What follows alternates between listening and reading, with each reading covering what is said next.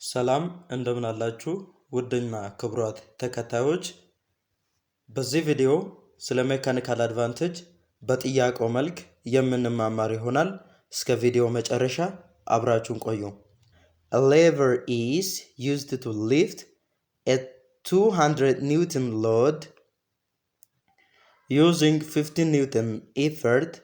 What is the mechanical advantage of the lever? ሌቨሩን ተጠቅመን 200 ኒውተን የሆነውን ሎድ በ50 ኒውተን ኢፈርት ብናነሳ የሌቨሩ ሜካኒካል አድቫንቴጅ ስንት ነው የሚሆነን? እሱን ለመፈለግ ሜካኒካል አድቫንቴጅ ኢኳል ቱ ሎድ ኦቨር ኢፈርት ጋር እኩል ነው። ኤ ሎድ ማለት አውትፑት ፎርሳችን ነው። ኤኛው ኢፈርት ማለት ደግሞ ኢንፑት ፎርስ ነው። የነዞቹ ሬሾ ሜካኒካል አድቫንቴጅ መሆን ይችላል ማለት ነው።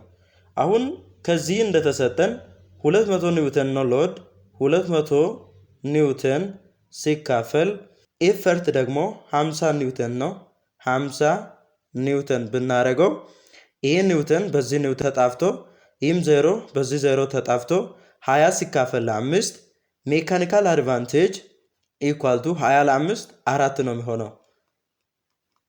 ይህ 4 ማለት ሜካኒካል አድቫንቴጁ 4 ሆነ ማለት ግሬተር ዛን 1 ነው።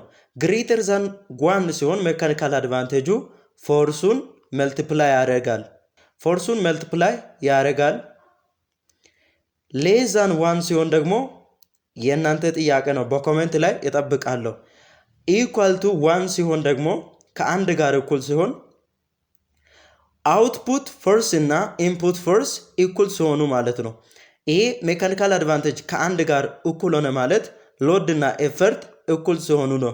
ምንም ፎርሱ መልቲፕላይ አልተደረገም፣ ሪሜን ኮንስታንት ሆነዋል ማለት። ስለተከታተላችሁ አመሰግናለሁ።